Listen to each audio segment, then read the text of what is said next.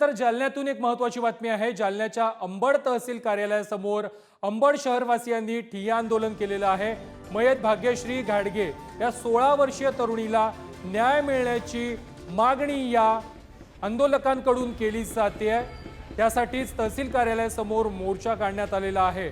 एका तरुणाच्या जाचाला कंटाळून 11वी मध्ये शिकणाऱ्या भाग्यश्री घाडगे या 16 वर्षीय महाविद्यालयीन तरुणीनं काल सकाळी राहत्या घरी गळफास लावून आत्महत्या केलेली होती आणि या आरोपीला अटक करावी, त्याच्यावरती कठोर कारवाई करावी अशा प्रकारच्या मागणीसाठी या शहरातील नागरिकांनी सध्या अंबड तहसील कार्यालयासमोर ठिय्या आंदोलन केलेलं आहे।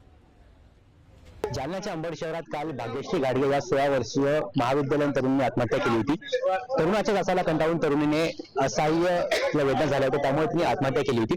आपल्यासोबत तिचे काही शिक्षिका आहेत, त्याचबरोबर या ठिकाणच्या काही तिच्या मैत्रिणी आहेत। आपण त्यांच्याशी बोलणार आहोत आणि ही घटना कधीची आहे, कशा प्रकारचा हा घटनाक्रम होता आपण जाणून घेणार आहोत। मॅडम, काय सांगणार मला, कशा प्रकारची घटना होती, काय काय झालं होतं आणि आज तुम्ही काय मागणी केलेली? दिनांक 10 डिसेंबर 2024 काल ही जी घटना घडली, या भाग्यश्री घाडगे या मुलीने आत्महत्या केलेली आहे आणि मुलांच्या छेडछाडीला कंटाळून हे म्हणजे समूह गुन्हा आहे आणि या मुलांनी तिला छेडलं म्हणून तिने आत्महत्या केलेली आहे। हा खटला फास्ट ट्रॅक कोर्टात चालला पाहिजे। मॅडम, तुमच्या शाळेची विद्यार्थिनी होती ही, काय वाटतं कशा प्रकारची घटना होती, आज तुम्ही काय मागणी केली आणि विद्यार्थिनींच्या सुरक्षेच्या दृष्टिकोनातून तुम्ही काय पावलं उचलणार? खरं तर भाग्यश्री अत्यंत गुणी अशी विद्यार्थिनी होती, असं वाटत नव्हतं की ही करल म्हणून, पण थोडासा आत्मविश्वासाचा अभाव त्यामुळे हे झालं।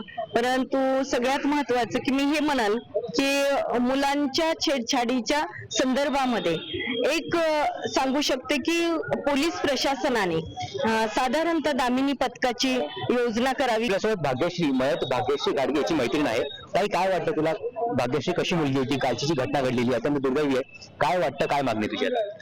नाही, भाग्यश्रीनी जे केलं ते तर चुकीचंच होतं, तिने हे पाऊल नव्हतं उचलायला पाहिजे। पण ह्या आजच्या मुली आहेत, त्यांना ही शिकवण झाली, घटना घडली तर की मुलींनी पुढे जायला पाहिजे, नाही घ्यायला पाहिजे आणि पोलिस जर करतच नसली पुढे काही कारवाई तर तिथं जागीच कापला पाहिजे।